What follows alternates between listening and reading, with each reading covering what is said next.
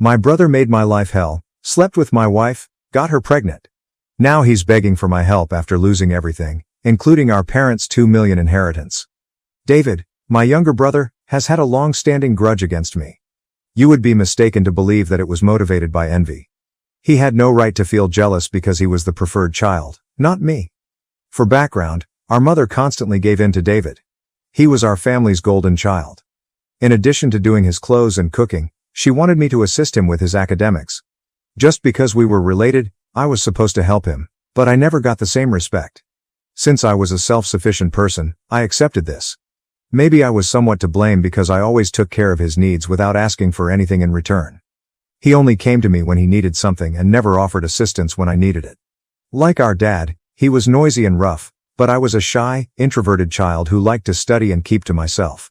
I also have a tendency to be direct and honest, never sugarcoating anything. I think that my directness may have caused my mother to form a bad opinion of me. As a child, I didn't mind that David was the family's favorite because of this favoritism. But when he started making fun of me and bullying me for being different from him, things got out of hand. He used to make fun of me for being tall and wearing spectacles. He would enter my room covertly, read my diary, and then gripe to my mother about the entries. Our parents would laugh it off and say it wasn't a big problem when I screamed at him and complained to them about his violating my privacy. He also placed horrible items in my food and almost broke my spectacles, among other terrible things. At one point, he even inserted tiny stones into my cereal, but fortunately I discovered them before they could harm my teeth. My mother rejected it when I informed her, stating, "This is how brothers bond." David would insult me by focusing on my anxieties whenever we argued. Since we attended the same school, he was aware that some of the kids were bullying me. By calling me names like ugly loser or hairy monkey, and pushing them to hurt me physically, he sided with the bullies rather than standing by me, claiming that I was a complete failure. He once advised me to commit suicide during a disagreement about something so unimportant that I can't even recall. Most insults were easy for me to ignore, but that one was particularly painful because I was having mental health issues at the time. Hearing that my own brother wished me dead was heartbreaking, but I'm doing better now. Things gradually got worse during high school because Dad was frequently at work and Mom didn't seem to care much. She even reprimanded me once for bothering him. Unbelievably, our mother stood up for David when he tried to burn my hair in a startling event, saying he was just playing. Who the hell acts like that? Fortunately, in the end, my father agreed with me and acknowledged the seriousness of the situation. He even threatened to report David to the police. My brother had never before experienced any repercussions for his conduct, so this event was quite eye-opening for him. My dad made it plain that enough was enough and that David needed to start showing respect for his older brother, and he was truly shocked. Dad later stopped by my room to chat. He always told David how similar they were, and it was true, so I never expected his backing. Dad acknowledged that he had been waiting for years for David to grow up, but he was gradually coming to terms with the fact that David was turning into a big bully. It was so affirming to hear this from my father that I nearly started crying. I opened up to David about all he had done to me over the years, including the bullying I had experienced at school. My father was astounded by what I had been through. He talked to the principal the following day to make sure the bullies were informed that there would be dire repercussions if they persisted. Dad told me I needed to get tough and confront the bullies in my life, so he signed me up for MMA at our neighborhood gym later that night. I know it could have appeared ridiculous for a nerd like me to want to learn how to fight, but I was really focused. My life and body were totally transformed by the MMA sessions, and I was able to balance my schoolwork and daily workouts thanks to effective time management. David was up to his tricks again one day. My pocket money, which we got for helping out with chores, was stolen by him. I had been holding on to it for some time. David stole it by slinking into my room. He was going to ride off with his pals when I nabbed him. David made fun of me when I insisted that he give me my money back, telling me that my only option was to seek assistance from Daddy. I'm not sure why, but I punched him across the face. I took my money out of his pocket and threw him back down when he was surprised and fell backward. It was hilarious when David burst into tears. My mother, however, hurried out to assist him and learn the truth. She was shocked to hear that I had fought him and chastised me, telling me that I should provide a better example for David, who seemed to take pleasure in seeing me rebuked. In addition, my mother told my father that I needed to be reined in because of my actions. In a stern tone, my father urged us both to give an explanation. David attempted to defend his theft of the money I had saved and worked so hard to get by, claiming that he needed it for a date and that I should assist him since I was his brother. But David was fortunate that I only punched him for stealing, Dad said, since someone else would have called the police. He persisted in telling David that he was not allowed to remove someone else's belongings without their permission. That infuriated David, who threw a fit, perhaps believing our mother would agree with him. But Dad didn't back down. David screamed how much he hated me and fled back to his room, locking himself in, when he learned he wouldn't be punished for being beaten. After that episode, David started to turn away from me. He had finally realized that even Dad no longer condoned his antics and that he could no longer bully me. I felt like we were on an equal footing for the first time in a long time. He was no longer able to hurt me physically, but when our parents weren't there, he would still verbally abuse me. As he grew older, he became more irritable and irritable every year. He would ignore me and turn away when I asked him a question, muttering derogatory terms like loser or nerd under his breath. He would speak to our mother rather than me directly if he had something important to say. She would tell me to be more understanding when I asked her why David couldn't just talk to me. I couldn't tell if it was really animosity or just puberty. His remarks eventually grew intolerable, and I want to leave and be free of him. My mother always said she didn't want to get involved when I asked her to arrange a sit-down discussion so we could work out our differences. She would dismiss my inquiry when I asked her why she thought David treated me in this manner. I eventually obtained a scholarship as a top student and departed for my ideal university. Even my mother appeared proud of the party my dad organized for me. But David stayed cold and unresponsive, hardly recognizing my accomplishments. I was excited about the future and relieved to get away from my poisonous home environment on the day I departed for university. It was liberating to spend the first few months at university. I enjoyed my classes, acquired new acquaintances, and began to create a life apart from the controlling environment of my early years. I felt at ease again when my continual anxiety of David's verbal abuse subsided. I met my wife, Karen, through a friend at a frat party during my sophomore year, and we clicked right away. From a religious perspective, it was considered improper to have children before marriage. However, we made the decision to get married immediately after graduation after learning she was pregnant during our last year. Our wedding was a modest yet happy event. We liked the celebration, and our parents were pleased for us. I thought Karen was the love of my life at the time. A monogamous relationship, one woman to share my life with and return home to, was what I had always dreamed of. I was genuinely happy in my marriage, so even when other ladies expressed interest throughout the years, I never pursued anything. I never wanted to hurt Karen since she was my ideal woman. But later on, I discovered 2 instances of adultery in our marriage. One was a brief liaison with an ex-boyfriend while visiting her family, and the other was a multi-year, sporadic romance with her married coworker. In hindsight, I can't entirely disagree with those who believe I was naive. I made the decision to forgive my wife each time we were apart for a spell. I thought we could get past these challenges since I didn't want our child to grow up in a dysfunctional household. We were young when the affair with her coworker occurred, and I blamed it on my inexperience and bad judgment. Things appeared to improve for a while.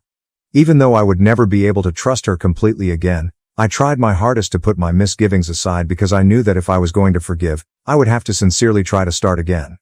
4 years had passed since her second betrayal, and I was sure that I was right to give her another chance. Karen appeared to have changed, and we were truly content as we made plans for the future of our family. But 3 months ago, she disclosed that she had been having a long-term affair and implied that our boy might not be mine, shattering my life once more. Her remarks hit me like a bunch of bricks. I was overcome with a mixture of shock, betrayal, and incredulity. The enormity of her confession was difficult for me to understand. I was in a trance when I asked how she could have done something so destructive and why she had maintained such a big secret. As though she were unaffected by the suffering she inflicted, her response was icy and uncaring. I had more questions than answers because of her evasive remarks. Facing the broken trust and doubt about my own family was a terrible and bizarre time.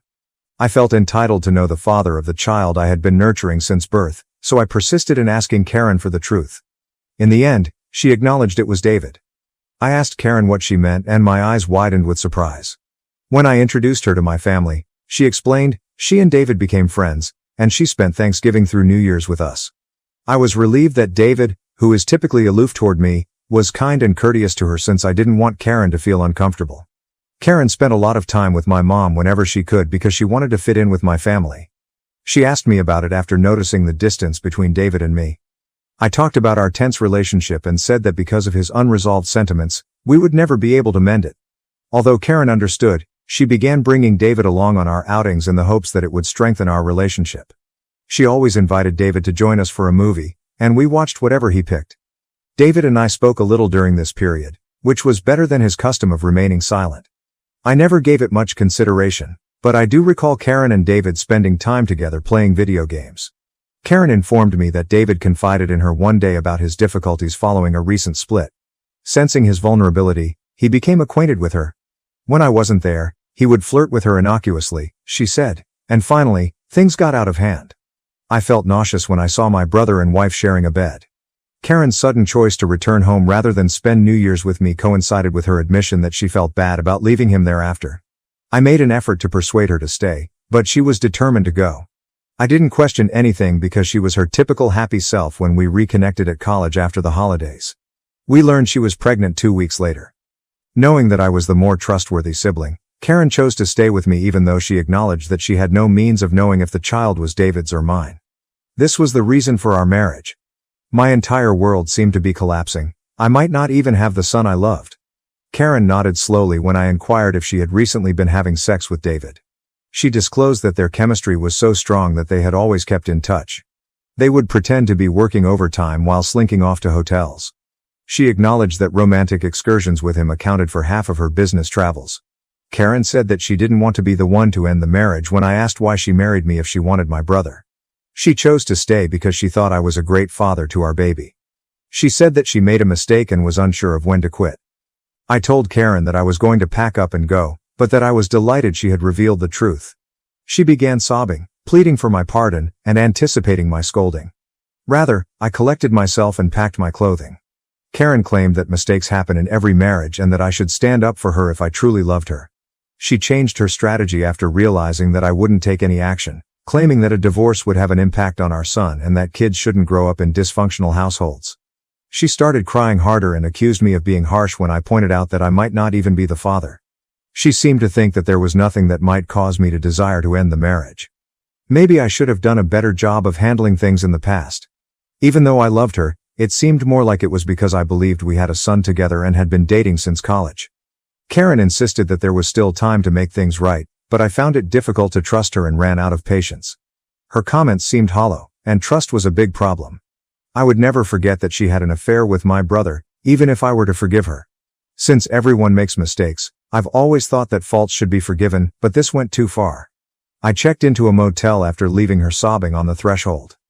I told my parents everything about my wife's affair with David the following day, including how they had been having years of covert affairs. There was no denying the look of horror on their faces. In keeping with her character, my mother first attempted to defend David by stating that her son could never harm his own brother in this way. I begged my parents to keep quiet, so I could contact David in front of them because I was determined to reveal the truth. I told them to keep quiet so I could surprise David by giving him the impression that it was a private discussion. I confronted David about the affair when he picked up the phone.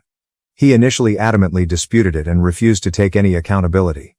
But he began blaming Karen and labeling her unprincipled when I told him that she had confessed to everything. He asserted that he was the more attractive sibling and that it wasn't his fault if women were drawn to him.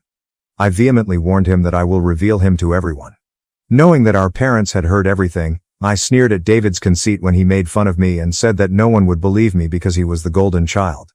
I also thanked him for confirming the truth. In an attempt to save his reputation, David became silent and then spluttered. Still in disbelief, my mother insisted that David give her an explanation. He stammered through a weak attempt to defend his behavior, accusing everyone but himself and frantically attempting to place the blame on Karen.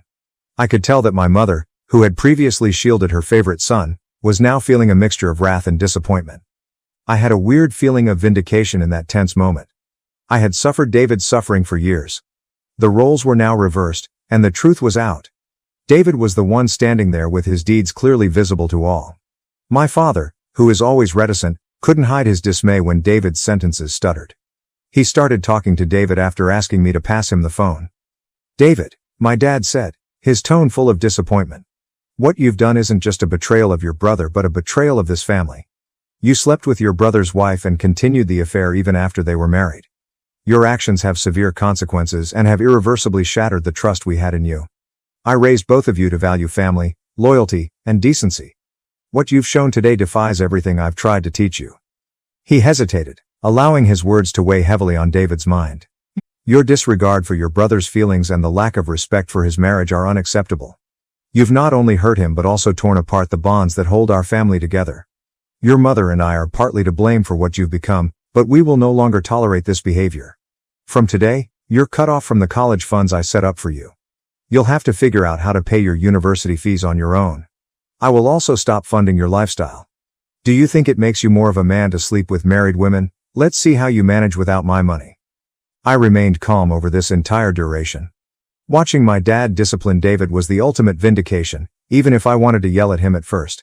He had obviously misjudged the repercussions of my revealing his true identity. My father abruptly interrupted the call, cutting off David's attempts to defend his behavior, even though my mother persisted in doing so in spite of David's insistence. My mother then came up and gave me a hug. We hadn't spent so much time together, yet in that embrace, amongst the family's anguish, there was an unsaid understanding and support. She expressed regret for not believing me before. Being accepted and validated by my mother is something my 14-year-old self could never have dreamed of. After this, my father assisted me in locating a qualified attorney to file for Karen's divorce. Her affair greatly benefited me, but she and her attorney tried to fight dirty, demanding alimony because I made more money than she did. Additionally, we performed a paternity test, and the results verified that David was the child's biological father. Even more agonizing than learning of Karen's adultery was the news. The fact that the son I had nurtured and loved wasn't mine infuriated me. But I chose to be resilient. I couldn't stand to see my kid, but Karen pleaded with me to keep going, saying he shouldn't be penalized for the circumstances. I detested how much he reminded me of David. I moved into my own bachelor apartment after my divorce was finalized, and I felt a wave of liberation. I had married so young and had never truly had the opportunity to experience freedom, so living alone felt unreal. But I was able to rapidly adjust to my new lifestyle since I'm naturally independent, and I loved it. My dad called me 2 weeks ago to let me know that he was thinking of amending his will since he didn't want to leave anything to David. Due to his extreme stubbornness, my dad persisted to his decision to remove David out of his life. David made an effort to contact our parents and even knocked on their door to beg for their forgiveness, but they wouldn't let him in. Although it must have been the most difficult for her, even my mother, who frequently gave in to David's outbursts, appeared to be done with him. David didn't regret his conduct, as evidenced by the fact that he never texted me to apologize. All he was angry about was being separated from our parents. To make sure David wouldn't argue later, Dad informed me he intended to leave everything to me. He would only give David $1. My eyes became wide with surprise. My father had been a diligent worker all his life. The sum, including his life insurance, retirement fund, and assets, was close to $2 million. His will merely stipulated that, even though ownership would pass to me, my mom would remain in the house if my dad died before her. This didn't bother me because I wanted to take care of my mother in her last days. After learning of this, David called me yesterday in an attempt to patch things up because he couldn't get through to our parents. He described how he was having trouble in college and how Karen had been nagging him for child support ever since she found out he was the child's father. He claimed to be broke and to be searching for part-time work but to be unsuccessful.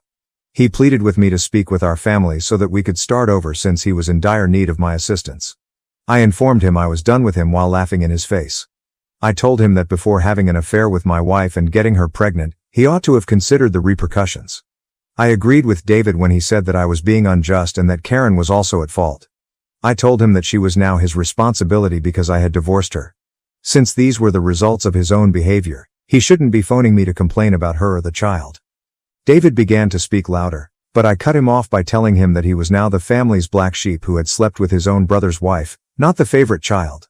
David broke down in tears as he told me how everyone had turned against him, including our grandparents and other family members. This was true, but I didn't care about it anymore. I informed him that we were done and that I no longer thought of him as my brother, therefore he should never call me again. I've been replaying the conversation in my head ever since. Even though I detested my brother, I had never heard him cry, not since we were young. I'll admit that seeing him thus defenseless did cause me some pain. I suppose I'm here to inquire as to whether I ought to discuss him with our parents or if I would be a expletive if I didn't. Update 1. Hello everyone. Some of you have even called me harsh, and many of you have been wondering why I don't communicate with my son, Henry.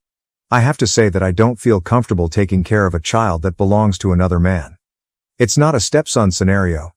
I eventually learned that Henry is actually the son of my brother David, even though I had been made to assume he was my son. This realization, of course, was quite painful, and I sobbed for days about it. I no longer want Karen in my life, which is the primary reason I don't want to communicate with Henry. I need my space, and she will find a way to re-enter my life if I continue to be involved with her child. You might think I'm selfish or harsh, but I won't be able to see him again for a very long time. Update 2. As most of you suspected, David called me as a last resort to make things right after my mother told him about my dad's will change. She sobbed when I addressed her in front of my father, claiming that David had learned his lesson and that I had disciplined him enough. My father adamantly informed my mother that he could not remain married to her if she thought David's actions were acceptable, as he could never forgive such a betrayal.